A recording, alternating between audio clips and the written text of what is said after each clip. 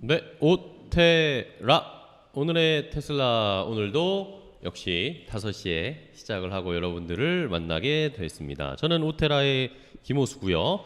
오테라를 실질적으로 이끌어가는 우리 정신적 지주 강정수입니다. 테슬라 지주 강정수 박사님 안녕하세요. 반갑습니다. 네. 자, 어제는 저희가 테슬라를 포함해서 어쨌든 전기차 시장의 이 배터리 2차 전지 관련된 내용들을 좀 자세하게 다뤄보면서 결국에는 2차 전지 배터리를 어떻게 안정적으로 잘 수급해서 자동차 생산량을 증폭시킬 수 있을까? 이게 중요한 포인트다라고 이야기를 해주셨습니다. 저희는 매일매일 5시에 테슬라 이야기를 하는 채널이죠. 여러분들 다 아시죠? 그러면 뭘 해야 되겠습니까? 구독, 좋아요, 알림 설정, 조태꾸알 해주시고요. 여러분들 오늘 링크도 주변 분들에게 많이 알려주셔가지고 다 같이 테슬라를 같이 한번 분석을 해보자고요. 저희만 하는 게 아니라 그렇죠. 박사님만 그렇죠. 하는 것도 아니고 네. 저도 같이 찾고 여러분들도 보시는 분들도 궁금하신 점이나 혹은 뭔가 팩트를 뭔가 수정해야 될 거 있다던가 네. 내가 저희가 찾아봤 틀릴 수도 있죠. 그렇죠, 당연히. 그렇죠. 네, 네. 저희가 뭐 100% 다 맞는 거 아닙니다. 저희가 뭐 그렇다고 뭐 주가를 점 찍어 드리는 것도 아니고 네. 저희가 다 같이 함께 고민하고 공부를 해보면서 테슬라를 투자해도 괜찮을지 그런 여부를 판단해 보자는 거니까 그렇죠. 네, 네. 그러니까 여러분들도 참여해 주시면서 요즘 많이 사실 댓글 엄청 많이 달아주시긴 해요. 맞아요. 예, 너무 구독자분들이 고맙습니다. 네, 네. 막 진짜 막 5줄 6줄 아니면 막 진짜 댓글을 막 진짜 글 분석하는 것처럼 쓰셔가지고 올려주시는 질문들도 저희가 잘 보고 있으니까 그런 내용을 저희가 최대한 참고해서 다음에 컨텐츠들도 한번 준비를 해보도록 하겠습니다. 자, 그러면은 일단 오늘 본격적인 또 주제를 이야기해보기 전에 지난주에는 배터리, 오늘은 리튬과 관련된 이야기를 할 텐데 그 전에 최신 테슬라 소식들을 한번 정리해보고 갈까요? 네, 요즘도 좋습니다. 뭐 여러 가지 테슬라 관련된 이야기들이 많습니다. 일단은 첫 번째 뉴스부터 확인을 해볼게요. 이건 어제도 뭐 살짝 이야기가 나왔던 건데, 자, 테슬라 부품 독점에서 고액 수리비를 청구했다라고 소비자들이 불만을 갖는 사람들이 좀 있었다라는 겁니다. 이러면서 집단 소송을 벌이겠다.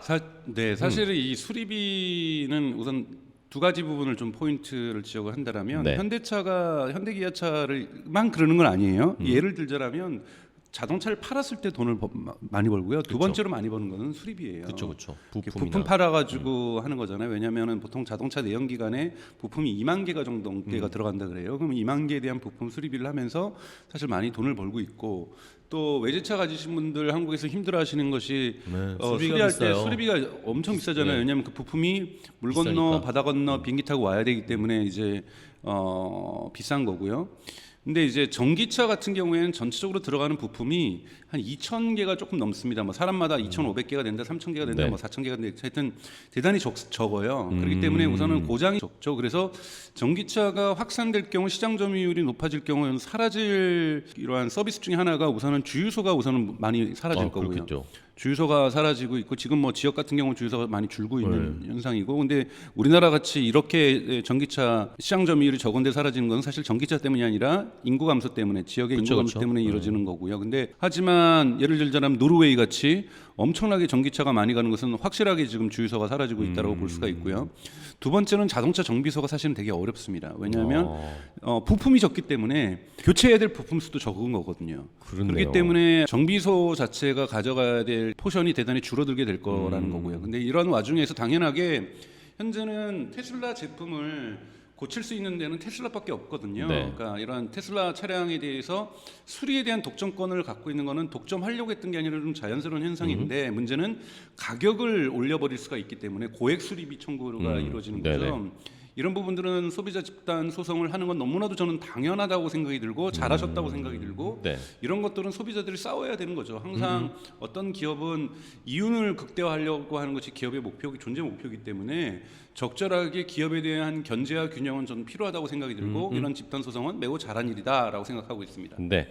자, 이러면서 뭐 간단하게 뉴스 이야기 조금 더 드리면 원고, 그러니까 이 소송을 한 소비자들이 테슬라 차 소유자들이 차를 수리하려면 테슬라 본사나 혹은 본사 승인을 받은 서비스 센터에 맡겨야만 하고 순정 부품만 이용할 수 있다면서 이것은 테슬라의 강요에 따른 것이다 라고 지적을 하면서 소송을 했다고 합니다. 과연 이게 또 어떻게 판결이 나올지 이런 뉴스도 한번 팔로우 해봐야겠네요. 어렵죠.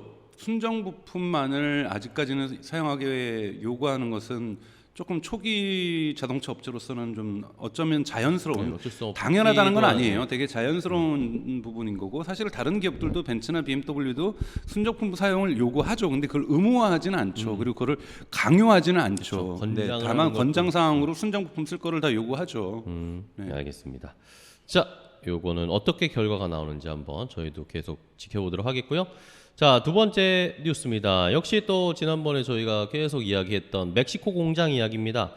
자, 자동차 해체로 유명한 제조 전문가 샌디 먼로라는 사람이 있는데 이 사람이 유튜브에다가 영상을 올렸대요. 이러면서 테슬라 멕시코 공장 건립은 천재적인 조치다라고 평가를 했고 25,000달러 차량이 출시가 되는 게 키가 될 것이다. 열쇠가 될 것이다. 그러니까 25,000 한 3천만 원 금방 아니면 3천만 원 언더의 자동차가 나오게 되는 게 테슬라의 앞으로의 굉장히 중요한 기로가 될 것이다라는 그거는 의견입니다. 저희도 여러 번 반복해서 그렇죠. 얘기했던. 박사님이 말씀해주신 것에 거의 비슷한 네. 그런 주장입니다. 네, 네. 2천만 대가 가려면 그건 모델 3로만 갈 수가 없기 때문에 저가형 모델은 반드시 전제 조건이 돼야 되는 거고 세계 시장에서 어떤 시장 점유율을 높임에 있어서도 북미만 있는 시장이 아니거든요. 네. 유럽 같은 경우에는 소형차를 선호하고요. 그렇죠.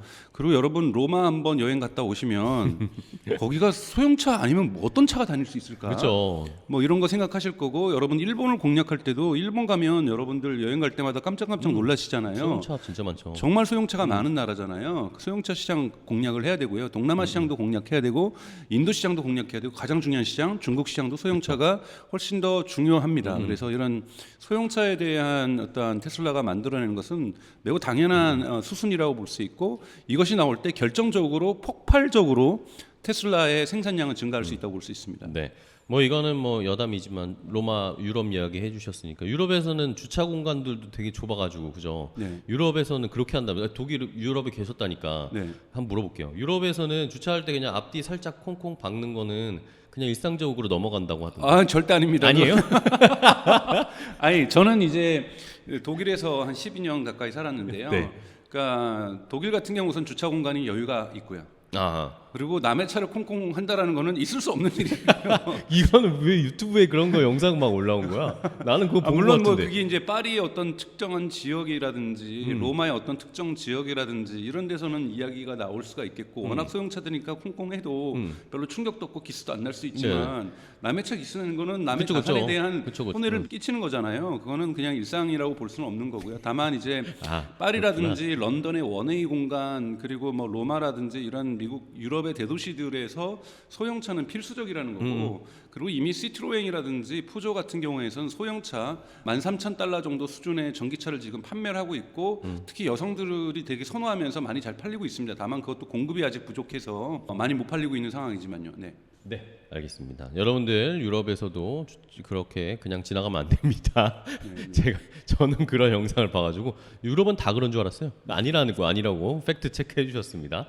자, 이러면서 역시 멕시코 공장에 대한 이런 이야기들 권정수 박사님께서 말씀해주신 그런 논리들과 그런 우리 아이디어, 투자 아이디어들이 이제 막 기사나 다른 데서 막 나오고 있습니다.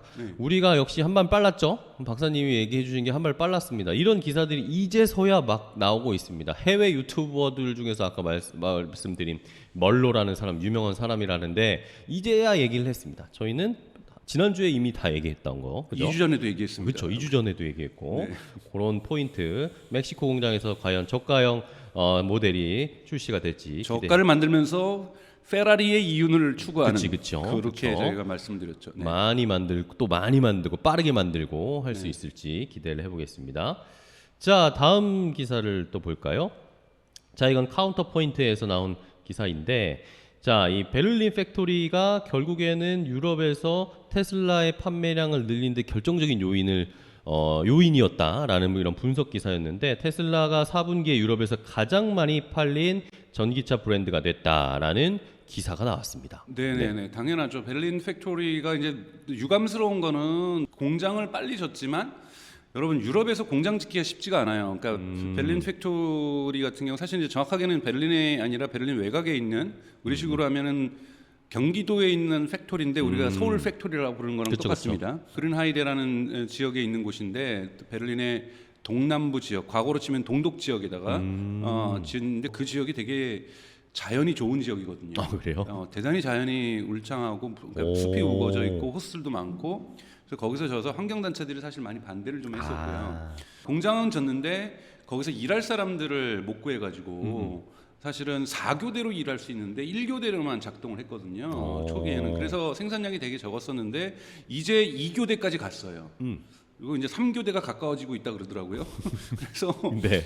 아직까지는 그러니까 베를린 팩토리가 기가 팩토리가 풀 가동된다고 볼 수는 없습니다만 생산량이 늘어났다는 거고 그 전에 있었던 그 베를린에서의 그러니까 유럽에서의 수요는 대부분 상하이 공장에서 만들어진 것들이 대략적으로 60%가 중국에서 소비되고 40%가 유럽으로 딜리버리가 됐었던 거거든요. 그러니까 사실은 딜리버리 비용도 비싸지는 거고 뭐 그런 부분에서 또 베를린에서 만들었다고 하니까 독일에서 만들었다고 하니까 훨씬 더 신뢰도도 가는 거고 유럽에서 사실은 모델 Y나 모델 3가 대단히 많이 팔리고 있는 건 사실입니다. 그러니까 사실은 유럽의 대형 자동차 기업이라고 할 수 있는 폭스바겐이나 벤츠나 BMW 그다음에 프랑스 기업들이 떨고 있는 거죠. 여러분 모델 3는 카니발리제이션 효과를 갖고 있어요. 잠식 효과. 모델 3가 팔릴수록 잘 안 팔릴 차가 어떤 차일까요?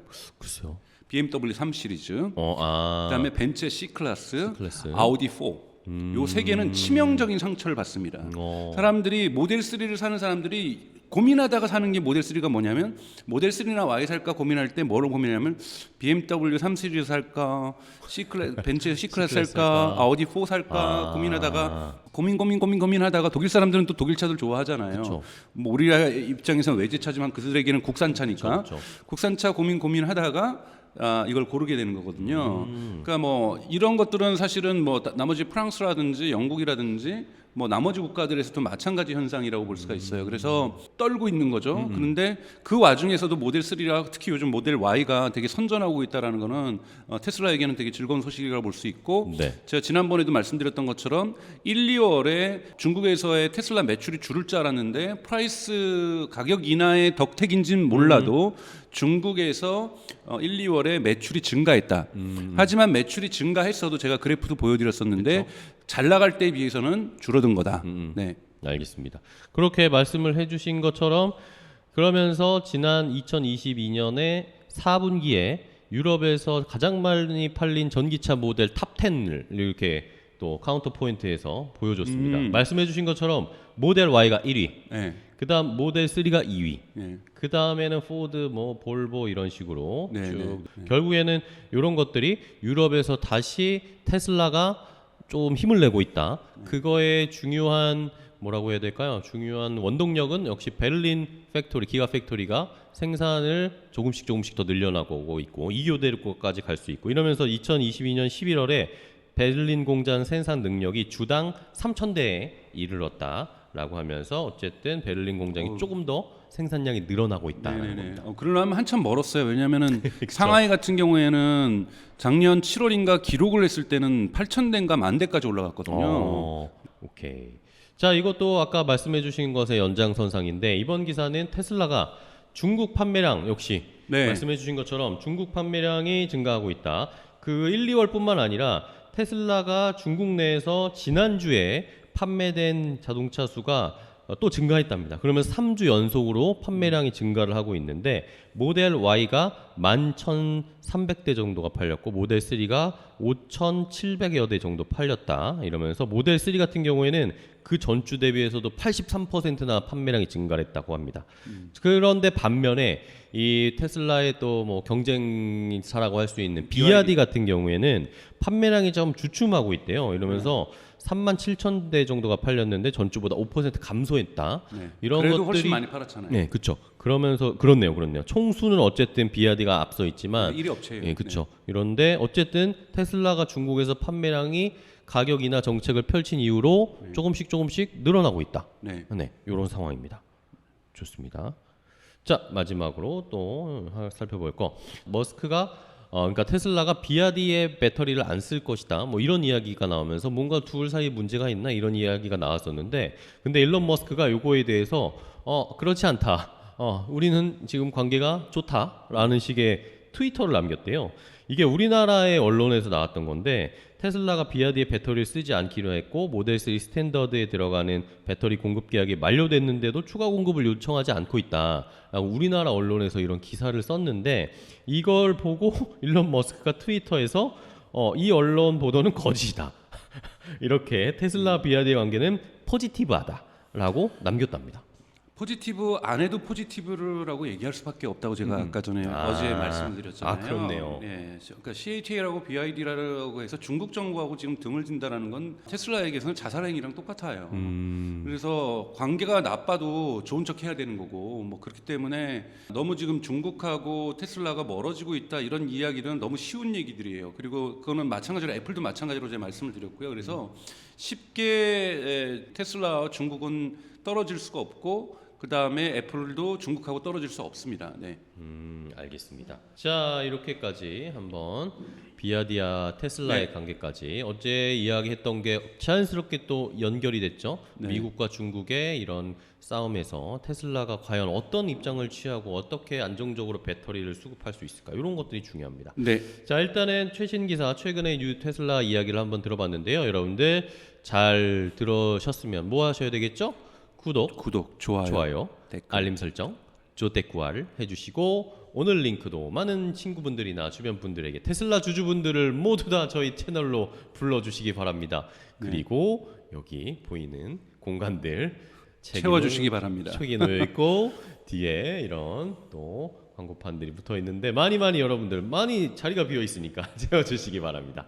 네. 자, 그러면 오늘 해볼 이야기 본격적으로 나눠볼까? 네, 오늘은 리튬 리튬 이야기를 시작했죠. 했는데 네. 제 자료 화면을 좀 보면서 얘기할까요? 시작해볼까요? 오늘, 본격적으로.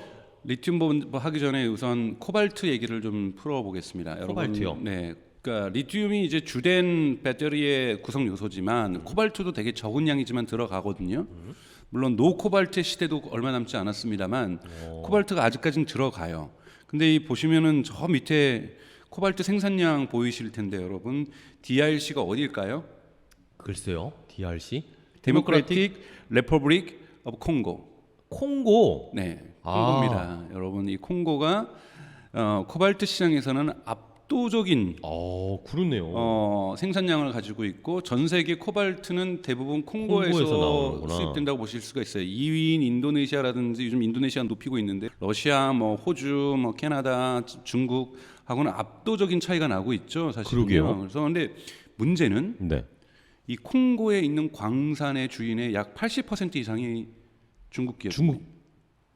중국 사람들. 사실은 콩고의 광산을 소유하고 있어요. 이게 미국 정부 입장에서는 이게 되게 그렇죠. 빡치죠. 네.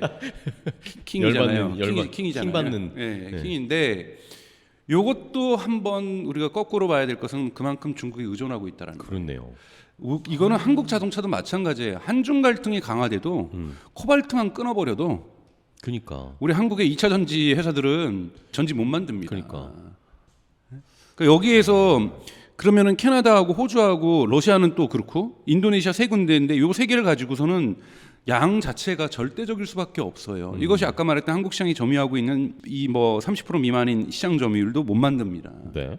그러니까 코발트에 있어서는 콩고에 대한 의존도가 절대적이다. 근데 콩고에 있는 광산의 80% 이상을 중국 기업이 가지고 있다. 이거는 저희가 놓치지 말아야 될 그런 부분이라고. 참 이런 원자재 이런 걸 중국이 다 뭔가 이미 점 찍어놨어. 그렇죠? 그러면서 저희가 얼마 전에 그 뭐였죠? 무슨 대란 있었잖아요. 요소수 대란처럼. 그거는 뭐 자동차에 물론 뭐 그 디젤차 운전하시는 분들에게 너무 필요한 거지만 일부분이었지만 만약에 이렇게 코발트 아니면 이런 또 다른 중요한 원자재 히토리우 막 이런 것 때문에 항상 우리나 미국이나 스트레스를 많이 받습니다. 네, 그래서 사실은 어제 소개해드렸던 그 미국에 있는 국책연구소에서 지금 연구하고 있는 거에 따르면 노코발트 시대도 얼마 남지 않았다. 얼마 남지 않았다가 10년 남았다라는 거예요. 예. 그러니까 코발트 시대도 10년 정도가 남았다라는 거예요. 그래서 코발트가 들어가지 않은 리튬이온 배터리, 전통적인 리튬이온 배터리도 생산 가능한데 이거에 대한 연구 결과들도 나왔는데 아직까지 연구소에서 나온 거기 때문에 예. 중국에 대한 의존도, 즉 콩고에 대한 의존도는 이퀄 중국에 대한 의존도입니다. 그렇죠. 중국에 대한 의존도는 최소한 앞으로 10년 더 간다는 얘기예요. 아, 그러네.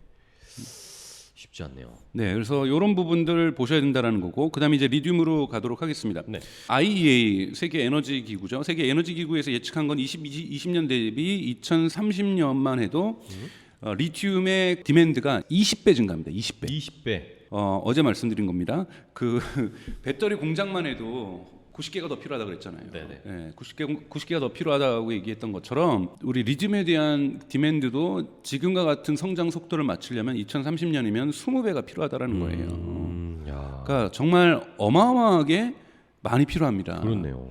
네, 그래서 2040년에는 더 많이 그것의 필요하고. 이제 40배 정도가 넘게 50배 정도가 필요한 상황이라는 거죠. 와. 자, 이러한 상황들을 맞추기 위해서는 이거는 테슬라 입장에서도 너무 어려운 숙제예요. 왜냐하면 테슬라가 또 일론 머스크가 작년 초에도 한번 불평했잖아요. 이거 너무 가격 올라가고 있다. 2022년 상반기에 피크를 찍었었거든요. 그래서 이 리튬을 또 어떻게 확보하느냐? 그러니까 배터리를 확보한다는 거는 리튬을 확보하는 거하고 똑같은 거거든요. 그쵸. 또 이 리튬을 또 확보하는 것이 테슬라의 숙제인 거예요. 이걸 하기 위해서 테슬라가 또 무엇을 하고 있는가? 이걸 볼 하고 필요가 있을까요? 있다라는 거죠. 그러게요. 네, 리튬은 여러분 가장 많이 지금 리튬이 생산되는 것은 호주입니다. 호주. 그러나 저장, 흔히 말하는 이 저장을 가장 많이, 그러니까 가장 많이 가지고 있는 나라. 매장량. 매장량. 매장량이 죄송합니다. 많은 네, 나라. 고맙습니다. 매장량은 우리가 여러분 트라이앵글이라는 데가 있어요. 아르헨티나하고 볼리비아하고 칠레. 아, 남미에. 남미에 있는 이 3개 이 국가를 연결하는 지역이 전 세계에서 리튬 매장량이 가장 많습니다. 아, 아르헨티나, 칠레, 네, 볼리비아. 볼리비아. 이거 버뮤다 삼각지처럼 하여튼 이 삼각 트라이앵글 요 국가가 국경을 접하고 있는 요 지역이 매장량에 있어서는 리튬이 가장 많고요. 그리고 현재 가장 많이 채굴을 많이 하는 나라는 호주고요. 호주. 그 다음에 이제 개발에 막 뛰어들고 있는 나라가 미국, 캐나다, 러시아예요. 미국, 캐나다, 러시아에도 그러면 매장이 돼 있는 거예요? 그렇죠. 리튬이. 이 부분 그리고 캐나다하고 미국에 있는 매장량이 있는 부분에 채굴권을 가지려고 하는 것이 요즘 테슬라의 움직임이라는 거예요. 이 매장량이 가장 많은 체코하고 아르헨티나, 볼리비아에서 가장 큰 그 기업 이름이 SQM이라는 곳이에요. SQM. SQM이라는 것이 채굴하는 업체거든요. 회사예요. 광산 회사인데 여기 지분의 20%를 또 중국이 중국이 가지고 가지고 있습니다. 그러니까 중국은 일찌감치 전기차로의 전환을 계획을 했고 그러다 보니까 여기에서의 자원에 대한 로 마테리얼에 대한 확보 전쟁에 뛰어들었고 그러게요. 여기에서 리튬은 너무나도 많이 있기 때문에 호주가 우선은 가장 많이 생산하고 있고 여기 삼각지 같은 경우에도 자기네들이 가서 다 점거할 수 없었는데 콩고는 흔히 말하는 독재 국가잖아요. 네. 군사정부고 여기는 바로 딜을 쳐가지고 계약을 다 따내버린 거죠. 그래서 코발트는 그렇게 중국이 정리를 한 거고 리튬은 정리를 다 못했습니다만 네네. 그럼에도 불구하고 매장량이 많은 곳에서 가장 큰 세계 2위 기업이에요. SQM이 의 지분을 20%를 중국이 확보하는 이러한 전략들을 가져가고 있다라는 거고요. 화면을 좀 보시면 그래서 이제 캐나다의 이 큐벡시 퀘벡. 근처에 있는 호수 근처에서 이 이름이 스노우 레이크일 거예요. 스노우 레이크, 눈의 호수. 이 스노우 레이크 쪽에 있는 것들이 매장량이 꽤나 많다라는 거고 지금 이 부분들이 개발에 들어갔습니다. 착수에 들어갔기 때문에 이거는 뭐 개발에 들어가면 이거는 10년 걸리는 건 아니고요. 1년 정도면 벌써 나오기 시작합니다. 채굴을 할 수 있고. 네, 그래서 당장 이게 없으면은 그 20배를 어떻게 채우겠어요? 지금 아르헨티나나 칠레나 이 채굴 방식도 여러 가지 방식이 있는데 아르헨티나나 칠레하고 볼리비아에 있는 것은 물을 갖다가 퍼가지고 무너지게 해서 흙을 그 다음에 거기서 리튬을 뽑아내는 거기 때문에 이 물을 옆에 농사짓는 물을 호수에서 가지고 와서 들어가기 때문에 환경 파괴가 되게 심해서 대단히 많은 저항들과 비판들을 많이 받고 있어서 생산량을 높이는데 한계가 있거든요. 그래요. 근데 그런 거에 비해서 이 스노우 레이크에 있는 것은 그냥 호수에 있는 거기 때문에 뜨면 되는 거라고 해서 오. 훨씬 더 환경 파괴를 일으키지 않으면서 리튬을 채취할 수 있는 거라고 해서 뉴욕 타임즈가 이거 언제 보도한 거냐면 작년 9월 달에 보도한 9월이네요. 거네요. 작년 9월 달에 보도한 거라서 퀘벡 근처에 있는 리튬 광산에서 이름은 호수 이름은 스노우레이크에서 이걸 하고 있다라는 거고요. 그다음에 이제 두 번째는 이 솔튼시라고 해서 캘리포니아에 있습니다. 캘리포니아에서 동쪽에 있는 호수들 제가 오늘 구글 지도에 들어가서 한번 찾아보셨어요? 솔튼시가 어디 있나를 봤더니 솔튼시. 진짜 큰 호수더라고요. 어. 여기도 호수에 있는 거기 때문에 드러내면 커서. 되는 거죠. 드러내면 되는 것 때문에 그리고 아까 전에 있는 스노우레이크 그리고 솔튼시에서는 채굴 할 때는 100% 재생에너지를 쓴다 그래요. 그러니까 친환경적으로 여기서 채굴을 하기 위해서 캐나다하고 솔튼시 같은 경우에 미국의 캘리포니아에 있는 솔튼시 같은 경우에서 리튬을 채굴할 때는 재생에너지만 쓴다. 재생에너지를 써서 그래서 되게 여기서 제목이 지금 친환경적으로. 그린스트라고 나오잖아요. 또 월드 그린스트 리튬이라는 것은 그린이스트 가장 만들 리튬이라고. 때 환경 파괴 없이 에너지도 솔라나 친환경적인. 윈드에서 만든 에너지로만 추출한다. 뭐 이런 식의 것들이라는 거고요. 이런 부분에서 우선은 미국 북미 지역에서 리튬 채굴에 본격적으로 나서고 있다라는 것. 그 자체적으로 네, 네. 그래서 이 부분에 대해서 그러니까 접근권이 좋아지는 거죠. 왜냐하면 그쵸. 미국에다가 배터리 공장을 져도 LG도 마찬가지죠. 리튬을 운반하기 위해서 비용 절약하는 수가 있는 것이 호주에서 운반하는 거나 남미에서 운반하는 것보다는 이게 훨씬 더 좋으니까 좀 이런 차원에서는 훨씬 더 효용성이 있을 거라고 보고요. 그래서 북미 지역에 지금 계속해서 배터리 공장을 짓는 것도 의미를 가지고 있어요. 네. 왜냐하면 배터리 공장 다질 쯤 되면은 여기서도 리튬이 나올 거니까요. 그렇네요. 네. 그다음에 또 테슬라에게 이거는 올해 1월 9일자 소식입니다. 네. 이거는 이제 유명한 포인이에요. 라이센스 투 프린트 머니 이거는 일론 머스크가 얘기했던 거예요. 리파이너리 리튬 리파이너리가 되게 중요하다라는 거예요. 그러니까 광산에서 나오는 것은 로 마테리얼이고 이걸 바로 배터리에 쓸 수가 없습니다. 그쵸. 배터리에 쓸 수 있는 화학 물질로 바꿔줘야 되거든요. 이걸 바꿔주는 것이 리튬 리파이너리, 리튬 정제소라는 거예요. 근데 리튬 정제소가 일론 머스크가 뭐라 그랬냐면 로 마테리얼에서부터 배터리 만들 때까지 완성품으로 예를 들면 LG 에너지 솔루션에서 뭐 배터리를 만든다고 치거나 뭐 CATL에서 만들었을 때 가장 어려운 공정이 뭐냐면 리파이너리다. 라고 일론 머스크는 한번 얘기를 했어요. 일론 머스크의 말이 100% 맞는지는 잘 모르겠어요. 워낙 거짓말도 가끔 하는 사람이기 때문에 챗 GPT 같잖아요. 네.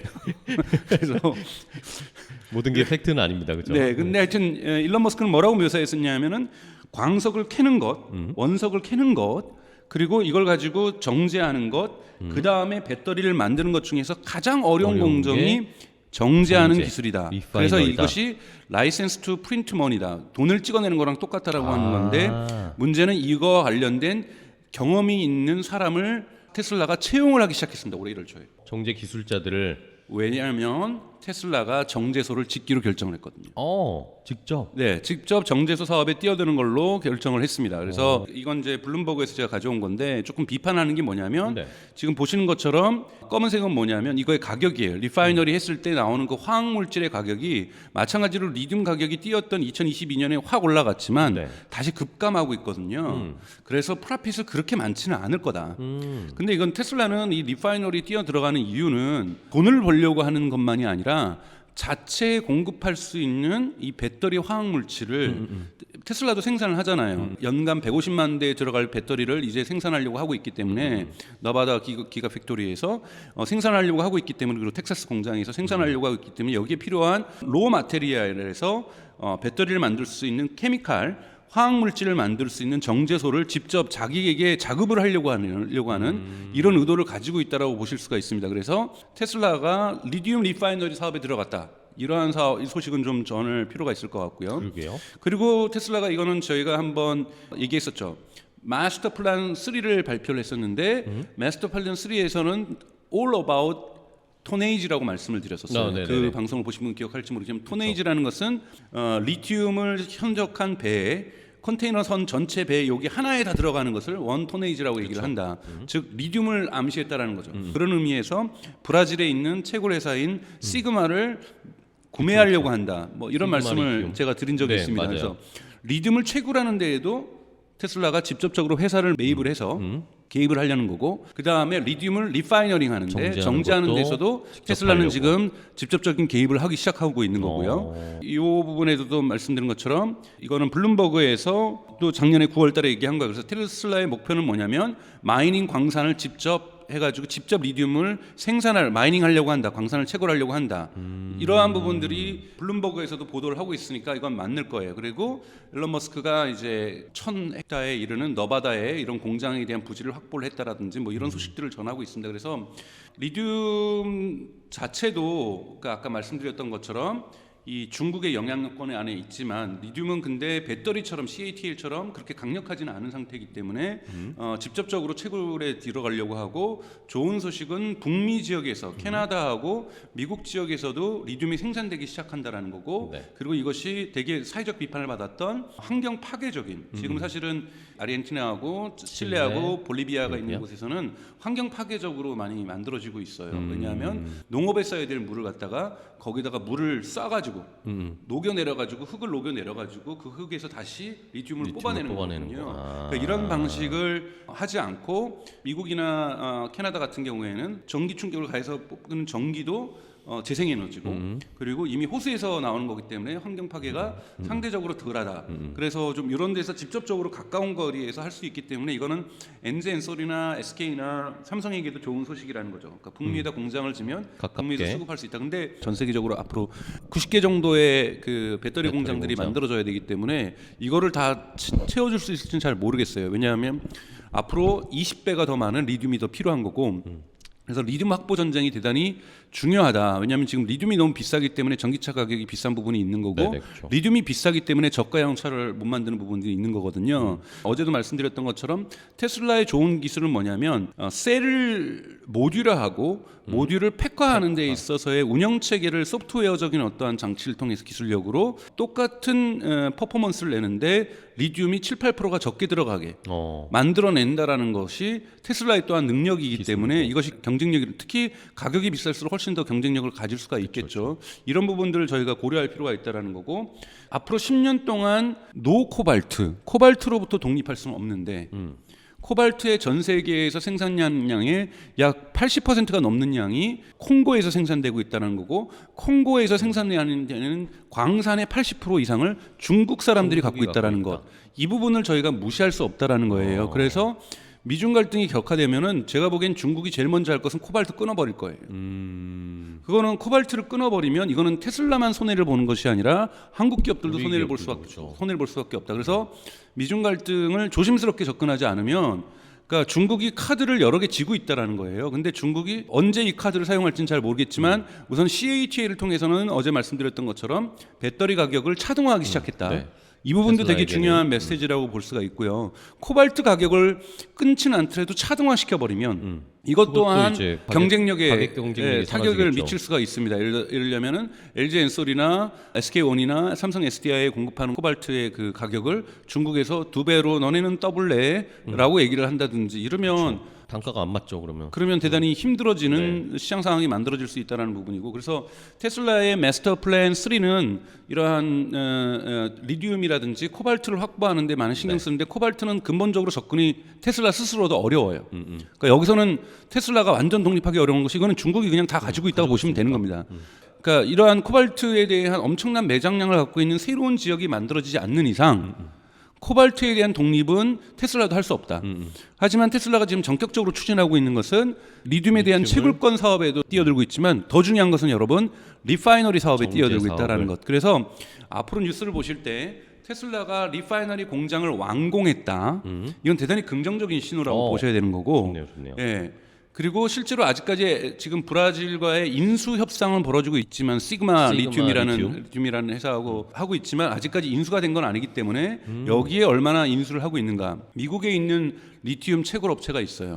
여기도 이제 볼리비아나 이런 데 소유권을 갖고 있거든요. 그리고 미국에서 이번에 있는 솔튼시에서 만드는 것도 이 회사가 채굴권을 갖고 있고, 여기에 또 예를 들자면 제가 알기로는 아메리칸 리튬 코퍼레이션 ALC인가 그랬던 것 같아요. 여기에 예를 들면 테슬라가 지분 투자를 한다든지 이런 것도 대단히 긍정적인 신호로서 여러분들이 읽어내시면 될 거라고 저는 생각이 들어요. 그래서 리튬 시장에서 테슬라가 어떠한 조치를 취하는가는 조치를 취할 수밖에 없어요. 왜? 일론 머스크가 스스로 얘기한 거거든요. 마스터 플랜 3는 all about tonnage라고 얘기를 했기 때문에 이 리튬에 대한 명확한 확보 전쟁을 가져갈 것이다. 이것이 2023년 뉴스에 종종 여러 번 나오게 될 것이고 이거는 매우 월가에서도 기관 투자자들도 되게 긍정적으로 평가할 요소라는 거죠. 그래서 이런 뉴스들은 꼭꼭꼭꼭 챙겨 보셔야 되는 거고 저희가 빠뜨리지 않고 꼭 챙겨서 여러분들에게 말씀을 드리도록 하겠습니다. 아우 좋습니다. 말씀을 해주신 것처럼 어쨌든 테슬라는 리튬 확보를 안정적으로 하기 위해서 네. 여러 가지 지금 조치들을 취하고 있고 그러면은 저는 하나 궁금한 게 네. 이거는 이제 뭐 테슬라 주주 분들이 많으시지만 또 우리나라의 2차 전지 업체들을 또 투자하시는 분들도 계실 수도 있으니까 저는 궁금한 게 최근에 막 방송하다가 그런 이야기들 많이 나왔거든요. 테슬라가 그렇게 자체 배터리 생산을 늘리게 되면 우리나라 배터리 업체들에게는 조금 좋지 않은 이야기가 아닌가라는. 저는 그렇게 생각하진 않아요. 왜냐하면 배터리 수요도 폭발적으로 증가하고 있고 리튬도 앞으로 20배가 더 필요하고 그리고 공장도 앞으로 90개가 더 필요하고 테슬라가 할 수 있는 건 지금 겨우 한 150만 대에서 늘려봤자 그러면 200만 대 정도? 그렇죠. 200만 대의 자급자족 구조를 만드는 거란 말이에요. 그러면은 1000만 대 만들 회사인데 물론 1000만 대를 만드는 2030년 동안 더 높이겠죠. 아무리 자급자족률이 돼도 50%를 넘지는 않을 거예요. 그렇죠. 그러면 50% 정도까지 되면 50%는 테슬라도 의존할 수밖에 없는 거거든요. 그리고 예를 들면 거기에는 CATL하고도 의존을 할 거고 파나소닉하고도 협력을 할 거고 LG 엔솔하고도 협력을 할 거잖아요. 지금 현재는 LG가 들어가 있으니까. 네. 그래서 이 세 개 업체하고 협력 구조는 테슬라가 가져갈 거고 아까 말했던 BYD도 배터리 만드니까 BYD가 여러분 어떤 회사인지 여러분 아세요? BYD가 처음에 했던 것은요. 삼성전자하고 LG전자의 피처폰에 배터리 공급하던 회사예요. 아. BYD는 그걸로 시작한 거예요. 그러니까 즉 오. 스마트폰이 아니라 피처폰에 들어가는 여러분도 네, 그쵸. 오래전에 기억나시는 그 피처폰에 막 배터리 교환 뭐 두 개 갈아 갖고 다니면 갈아 끼고 했죠. 했잖아요. 이게 다 BYD 거예요. 아. 이 BYD가 배터리로 성장한 회사이기 때문에 배터리 공장이 당연히 있습니다. 그래서 이러한 업체들하고 협력 관계는 제가 보기엔 유지할 거예요. 근데 이 유지는 그 회사도 중요하지만 중국 정부와의 관계 유지 차원에서라도 이 기업들과의 기본적인 관계는 유지할 거라고 보고 있습니다. 네. 그러면 어쨌든 말씀해 주신 것처럼 이제 전기차와 이 배터리는 무한대로 많이 필요하게 될 것인데 네. 어쨌든 테슬라가 자급자족을 하겠다는 건 어느 정도의 자기네들도 안정선을 구축해 놓겠다는 그렇죠. 그런 심리네요. 그러니까 최소한의 안정선이 확보되지 않으면 딜을 할 수가 없는 거거든요. 그러니까 딜을 하면서 뻥을 칠 수도 있는 거거든요. 우리 자급자족률 50% 아니야. 그러니까. 조금 더 돼. 너 이거 안 써도 돼. 그리고 이렇게 할 수 있는 최소한 석 달은 견딜 수 있어. 사실은 다음 달도 못 견디는데 이거는 딜에 있어서 딜 협상에서 완전히 다른 그렇네요. 거거든요. 그래서 자기 것을 어느 정도 갖고 확보하는 것은 대단히 중요한 겁니다. 네. 오케이, 알겠습니다. 그러니까 어쨌든 뭐 주식시장에서 그런 이야기 나왔을 때 뭐 테슬라가 자급자족하면 우리나라 배터리 업체들이 좀 힘들어질 수 있다. 이런 것들은 크게 신경 쓰지는 않아도 근데 될 것. 이제 여기서 우리가 얻을 수 있는 교훈은 네. GM이나 포드라든지 현대자동차도 배터리 공장 지려고 하고 있고 그렇네요. 그렇죠. 자체 그리고 제작을 네, 그리고 지금 뭐죠? 빈페스트, 베트남의 빈페스트라는 전기차 기업도 유럽하고 미국에다가 배터리 공장을 짓겠다고 계획을 발표를 했어요. 자, 그러면 근데 테슬라는 그래도 이거보다는 한 발 더 나아가서 리파이너리까지 나가는. 정제 그리고 마이닝 회사에 대한 인수 작업까지 나가는 조금 더는 그렇네요. 깊숙하게 밸류 체인에 들어가고 있다라는 것. 이거는 조금은 한 발 앞서고 있다는 부분이라고 말씀을 좀 드릴 수가 있습니다. 그렇네요. 어쨌든 테슬라가 이렇게 배터리도 자기들이 일관적으로 채굴부터 정제까지 그리고 완성품까지 자체적으로 만드는 시스템을 얼마나 성공시킬 수 있을지 요것도 한번 기대를 해보겠습니다. 아까 중요한 포인트는 리파인하는 기술을 만들어냈다. 우리가 테슬라가 그러니까 우선 그쪽에 관련된 그 사람들을 고용하기 시작했다. 고용하기 시작했는데 그걸 뭔가 우리가 어느 정도 리파인의 성과가 있다라는 뉴스가 나오면 굉장히 좋은 호재다. 그렇죠. 굉장히 호재라는 좋은 거죠. 호재다. 그 뭐 공장이 가동하기 시작했다. 리파인 공장이 돌아가기 시작했다. 이러면 이제 테슬라가 자체적으로 배터리를 훨씬 더 많이 만들 수 있는 거죠. 그러니까 공급망에 대한 안정성을 확보하는 거죠. 확보할 수 왜냐하면 이것을 갖고 있어야 사실은 배터리를 만드는 거거든요. 그러니까 배터리에 들어가는 리튬 케미칼 원석이고 리튬의 로 마테리얼은 우리가 채굴을 그렇죠. 해가지고 정제해가지고 거기서도 정제가 일어나죠. 원재료고. 그 뽑아내는 익스트랙션을 뽑아내면 이 리튬을 가지고서 케미칼로 바꿔야 되는데 이 케미칼을 바꾸는 것이 리파이너리고 정제소고 이 리파이너리에 테슬라가 직접 진출하겠다.